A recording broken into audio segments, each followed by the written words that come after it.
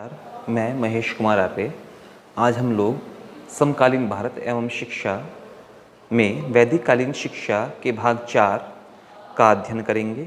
यह वैदिक कालीन शिक्षा भाग 4 इस सीरीज़ का वैदिक कालीन शिक्षा का आखिरी भाग है। जिन छात्रों ने इसके पहले तीनों भाग नहीं देखे हैं तो कृपया करके वो पहले तीनों भाग देख लें, जिससे उन्हें इससे पहले के ज्ञान की प्राप्ति हो सके। आज हम चर्चा करेंगे वैदिक कालीन शिक्षा प्रणाली के मूल्यांकन की। मूल्यांकन के अंदर किसी प्रणाली के गुण और दोष दोनों को सम्मिलित किया जाता है। यहाँ हमने नंबर 1 पर वैदिक कालीन शिक्षा प्रणाली के गुणों को रखा है। इसके जो पहला गुण है उसे बोलते हैं निःशुल्क शिक्षा। वैदिक काल में गुरुकुलों में शिक्षा के लिए किसी भी प्रकार का शुल्क नहीं लिया जाता था। उस समय शिष्यों के आवास, भोजन, वस्त्र आदि की व्यवस्था निःशुल्क होती थी। इसकी पूर्ति राजा एवं धनी लोगों से प्राप्त धन, भिक्षाटन और गुरु दक्षिणा द्वारा होती थी। आज संसार के सभी देशों में एक निश्चित स्तर तक शिक्षा की व्यवस्था निःशुल्क है। ऐसा ही हमारे देश में भी है। नंबर 2 पर है शिक्षा का व्यापक अर्थ। वैदिक काल में जो शिक्षा की व्यवस्था की गई थी वह व्यापक अर्थ में थी। शिक्षा का अर्थ केवल सीमित पाठ्यक्रम को अर्जित करना नहीं था। शिक्षा आजीवन चलने वाली प्रक्रिया मानी गई है। वैदिक काल के अंदर वैदिक काल में छात्रों से यह अपेक्षा की जाती थी कि वे गुरुकुल शिक्षा पूरी करने के बाद भी स्वाध्याय में कभी प्रमाद न करें। उस काल में लोग जीवन के अन्य कार्यों के संपादन के साथ साथ निरंतर ज्ञानार्जन करते थे। गृहस्थ आश्रम के बाद वानप्रस्थ आश्रम में प्रवेश करने के बाद भी लोग अध्ययन और चिंतन किया करते थे और समाज को अपने अध्ययन एवं अनुभवों से लाभ पहुंचाया करते थे। आज संसार के सभी प्राय देशों में शिक्षा को सतत बनाने का प्रयास किया जा रहा है और अधिकांश देशों में ये व्यवस्था लागू भी है। नंबर 3 पर है शिक्षा के व्यापक उद्देश्य। वैदिक काल में शिक्षा के उद्देश्य अति व्यापक थे। उस काल में शिक्षा द्वारा मनुष्य का शारीरिक एवं मानसिक विकास किया जाता था। इन उद्देश्यों की प्राप्ति के लिए पाठ्यक्रम को भी 2 भागों में बांटा गया था। एक भाग के अंदर हम रखते हैं अपरा, जिसे बोलते हैं भौतिक। भौतिक का अर्थ है यहाँ पर इस भूमि, इस धरती से रिलेटेड जो भी ज्ञान दिया जाता है या जो भी शिक्षा प्रदान की जाती है उसे अपरा शिक्षा कहते हैं। एवं जो इसका दूसरा भाग है उसे हम बोलते हैं परा या आध्यात्मिक शिक्षा। आध्यात्मिक शिक्षा का अर्थ है कि परलोक की तैयारी या मोक्ष की प्राप्ति इसका अंतिम उद्देश्य है। दोनों प्रकार के विषयों एवं क्रियाओं को पाठ्यक्रम में स्थान दिया गया है। हाँ, यह बात अवश्य है कि उस समय सर्वाधिक बल भाषा, साहित्य, धर्म, दर्शन और नीति शास्त्र की शिक्षा पर दिया जाता था और ये उस समय गुरुकुलीय शिक्षा के अनिवार्य विषय भी थे। आज हमारे देश में उच्च शिक्षा की पाठ्यचर्या अति व्यापक हो गई है, परंतु यह बहुपक्षीय नहीं है। जबकि वैदिक काल के अंदर जो शिक्षा दी जाती थी वह बहुपक्षीय थी। मनुष्य के प्राकृतिक, सामाजिक और आध्यात्मिक तीनों पक्षों का विकास आज की आधुनिक शिक्षा नहीं करती, जबकि वैदिक कालीन शिक्षा इन तीनों पक्षों का विकास करती थी। शिक्षा का विशिष्टीकरण। हमारे देश में उच्च शिक्षा के क्षेत्र में विशिष्टीकरण का शुभारंभ वैदिक काल में ही हो गया था। हाँ, यह बात सत्य है कि वैदिक काल के प्रारंभ में तो यह विशिष्टीकरण छात्रों की योग्यताओं के आधार पर होता था, परंतु उत्तर वैदिक काल आते आते यह छात्रों के वर्णों के ऊपर, मतलब जाति व्यवस्था के ऊपर आधारित होने लगा था। संसार के सभी देशों में उच्च शिक्षा के क्षेत्र में विशिष्टीकरण का क्षेत्र व्यापक हो गया है और छात्रों को उनकी योग्यता के अनुसार शिक्षा एवं प्रशिक्षण प्राप्त करने के अवसर दिए जाते हैं।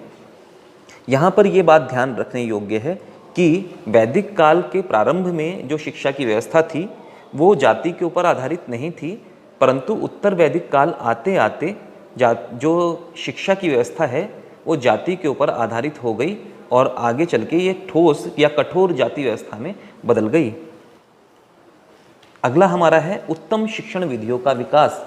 वैदिक काल में गुरुओं ने शिक्षण की अनेक उत्तम विधियों यथा अनुकरण, व्याख्यान, प्रश्नोत्तर विधि, विचार विमर्श, श्रवण, मनन, निधिध्यासन तर्क, प्रयोग एवं नाटक, अभ्यास, कहानी आदि विधियों का विकास किया था। उस काल में शिक्षण को रोचक और प्रभावी बनाने पर विशेष बल दिया जाता था। यूं आज मनोविज्ञान के ज्ञान और विज्ञान के आविष्कारों की सहायता से अनेक उत्तम शिक्षण विधियों का विकास हुआ है, परंतु वैदिक कालीन उपरोक्त विधियां जो हमने ऊपर वर्णित करी हैं उनका महत्व आज भी है और सदैव रहेगा। हमें उनका आवश्यकतानुसार प्रयोग करना चाहिए। नंबर 6 पर रखा है हमने गुरु एवं शिष्यों का अनुशासित जीवन। वैदिक काल में गुरुकुलों के नियम बड़े कठोर होते थे और गुरु एवं शिष्य दोनों को ही इनका पालन करना पड़ता था। उस काल में गुरु बहुत अनुशासित जीवन जीते थे। उनकी कथनी और करनी एक समान होती थी। गुरुओं के आदर्श, आहार विहार और आचार विचार का सीधा प्रभाव शिष्यों पर पड़ता था। वे भी उचित आहार विहार और आचार विचार का पालन करते थे और गुरु शिष्य दोनों सादा जीवन जीते थे, अनुशासित जीवन जीते थे। सच बात तो यह है कि आचरण की शिक्षा आचरण द्वारा ही दी जा सकती है। आज हमारे देश में इस बात की आवश्यकता है कि शिक्षक स्वयं आदर्श आचरण प्रस्तुत करें, तभी शिष्य आदर्श अनुकरण व आदर्श आचरण करेंगे। नंबर 7 पर हमने रखा है गुरु शिष्य के बीच मधुर संबंध। वैदिक काल की विशेषताओं में गुरु शिष्य के जो मधुर संबंध हैं वो अपने आप में एक महत्वपूर्ण विशेषता है। वैदिक काल में गुरु शिष्यों के बीच मधुर संबंध होते थे। गुरु ऊपर से प्रेम बरसाते थे और शिष्य गुरुओं में अपार आदर व श्रद्धा रखते थे। गुरु शिष्यों की पूरी देखभाल करते थे और उनके सर्वांगीण विकास के लिए कठोर परिश्रम करते थे और शिष्य गुरुओं का आदर करते थे, उनके आदेशों का पालन करते थे, उनकी सेवा करते थे। सच बात तो यह है कि जब तक शिष्यों को गुरुओं से आदर और श्रद्धा नहीं होती वे उनसे कुछ सीख नहीं सकते। जब तक गुरु शिष्यों के प्रति समर्पित नहीं होते वे शिष्यों को कुछ सिखा नहीं सकते। नंबर 8 पर हमने रखा है गुरुकुलों का पर्यावरण और संस्कार प्रधान जीवन पद्धति। वैदिक काल में गुरुकुल प्रकृति की सुरम्य गोद में स्थित होते थे। यहाँ शुद्ध वायु और शुद्ध जल प्राप्त होता था। वातावरण एकदम शांत था। इन गुरुकुलों की एक अन्य विशेषता संस्कार प्रधान जीवन पद्धति है। गुरुकुलों में प्रवेश के समय बच्चों का उपनयन संस्कार होता था। इस संस्कार से बच्चों की मानसिक स्थिति में परिवर्तन होता था। वे ब्रह्मचर्य जीवन को सहज रूप में स्वीकार करते थे और संयमित जीवन जीते थे। नियमित रूप से धार्मिक कृत्यों के संपादन से उनमें उच्च संस्कारों का निर्माण होता था और संध्या बंदन से उनमें समझ और चिंतन की भावना का विकास होता था। शिक्षा पूरी होने पर समावर्तन समारोह होता था। इस समारोह में गुरु शिष्यों को गृहस्थ जीवन में प्रवेश करने की आज्ञा देते थे और उन्हें कर्तव्य पालन आदि का उपदेश देते थे। आज की परिस्थितियों में हमारे विद्यालय प्रदूषण रहित स्थानों पर स्थित हों, उनमें पेड़ पौधे हों, फुलवारी हों, आसपास किसी प्रकार का शोर और ध्वनि प्रदूषण ना हो। यदि विद्यालयों की कार्यप्रणाली और दिनचर्या को संस्कार प्रधान मूल्य आधारित बनाया जा सके तो यह आज की शिक्षा व्यवस्था के लिए सोने पर सुहागा होगा। अब चर्चा करते हैं नंबर 2। हमने गुणों की चर्चा कर ली है, अब हम वैदिक कालीन शिक्षा प्रणाली के दोषों को संक्षेप में वर्णन कर रहे हैं। क्योंकि इनकी चर्चा पहले भी हो चुकी है इसलिए अति विस्तार नहीं किया गया है। नंबर 1, शिक्षा राज्य का उत्तरदायित्व नहीं थी। नंबर 2, आय के अनिश्चित स्रोत एवं भिक्षाटन।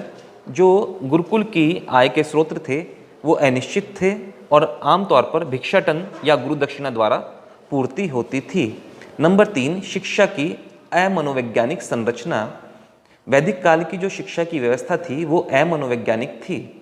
नंबर 4, अव्यवस्थित पाठ्यचर्या। आमतौर पर एक गुरुकुल की पाठ्यचर्या और दूसरी गुरुकुल की पाठ्यचर्या में अंतर होता था।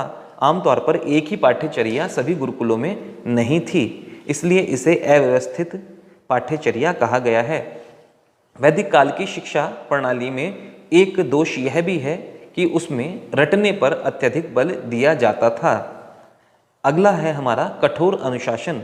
वैदिक काल में गुरुकुलों में कठोर अनुशासन रखा जाता था जिससे छात्र और गुरु दोनों इस अनुशासन का पालन करें और गुरुकुल में अनुशासन बना रहे। जन शिक्षा का अभाव। प्रारंभिक वैदिक काल में क्या हुआ कि जो शिक्षा थी वो सभी के लिए सुलभ थी, परंतु उत्तर वैदिक काल आते आते जो शिक्षा की व्यवस्था है केवल उच्च वर्ग के लिए या उच्च वर्ण के लिए रह गई। निम्न वर्ण या शूद्र वर्ण को ये शिक्षा और स्त्रियों को ये शिक्षा प्राप्त नहीं हो सकी। ये भी वैदिक कालीन शिक्षा का एक दोष है, परंतु ये दोष आमतौर पर उत्तर वैदिक काल में अधिक देखने को मिलता है। नंबर 8, स्त्री शिक्षा की समुचित व्यवस्था का अभाव। जैसा कि मैंने अभी बताया है कि प्रारंभिक वैदिक काल में जो शिक्षा थी वो सभी के लिए सुलभ थी, परंतु उत्तर वैदिक काल तक आते आते जो निम्न जातियों के वर्ण व्यवस्था में जो निम्न स्तर आता है, जिसे हमने शूद्र कहा है, शूद्र और स्त्रियों की शिक्षा की व्यवस्था पर कठोर नियंत्रण हो गया। और हमने जो देखा है कि अल्तेकर महोदय ने जो बताया है कि स्त्रियों का जो विवाह है वो आमतौर पर 12 वर्ष की आयु निश्चित कर दी गई, जिससे उनकी शिक्षा बहुत ज़्यादा प्रभावित हुई और उनकी शिक्षा लगभग खत्म हो गई। नंबर 9 पर हमने रखा है धार्मिक एवं नैतिक शिक्षा पर अधिक बल। वैदिक काल में जो धार्मिक शिक्षा और नैतिक शिक्षा पर अत्यधिक बल दिया गया और आमतौर पर शिक्षा का उद्देश्य मोक्ष की प्राप्ति रखा गया, इसलिए जो शिक्षा का मुख्य उद्देश्य था धार्मिक एवं नैतिक शिक्षा हो गया। अब हम बात करते हैं वैदिक काल के सारांश की, समरी की, पर उससे पहले मैं एक बार चर्चा करना चाहूँगा वैदिक काल के दोषों को संक्षेप में बता सकूँ आप लोगों को। नंबर 1, शिक्षा राज्य का उत्तरदायित्व नहीं। नंबर 2, शिक्षा के अनिश्चित स्रोत एवं भिक्षाटन। नंबर 3, शिक्षा की अमनोवैज्ञानिक संरचना। नंबर 4, अव्यवस्थित पाठ्यचर्या। नंबर 5, रटने पर अधिक बल। नंबर 6, कठोर अनुशासन। नंबर 7, जन शिक्षा का अभाव। नंबर 8, स्त्री शिक्षा की समुचित व्यवस्था का अभाव। नंबर 9, धार्मिक एवं नैतिक शिक्षा पर अधिक बल। अब हम चर्चा करते हैं सारांश की। वैदिक शिक्षा प्रणाली आधुनिक शिक्षा प्रणाली की नींव का पत्थर है। उसी के आधार पर आधुनिक शिक्षा प्रणाली का विकास हुआ है। सच बात तो यह है कि वैदिक कालीन शिक्षा प्रणाली हमारी संस्कृति पर आधारित थी और संस्कृति से हम अलग नहीं हो सकते। आज भी हमारी शिक्षा के मूल उद्देश्य वही हैं जो वैदिक काल में थे। वैदिक काल की भांति हम आज भी समस्त ज्ञान, विज्ञान, कौशल और तकनीक को शिक्षा की पाठ्यचर्या में सम्मिलित करते हैं।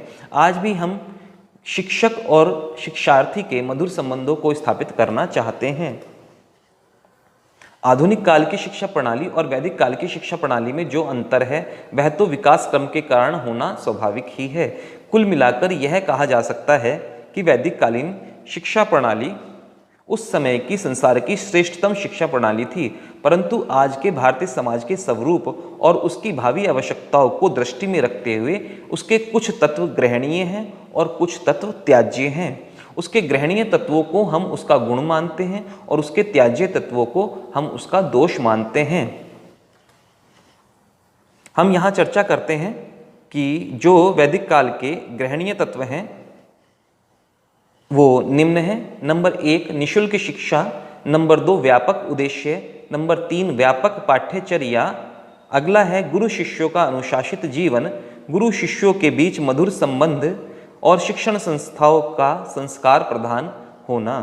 हमें वैदिक कालीन शिक्षा के ग्रहणीय तत्वों को ग्रहण कर अपनी वर्तमान शिक्षा प्रणाली को प्रभावी बनाने का प्रयास करना चाहिए। धन्यवाद। इसी के साथ हमारा वैदिक कालीन शिक्षा प्रणाली समाप्त होता है।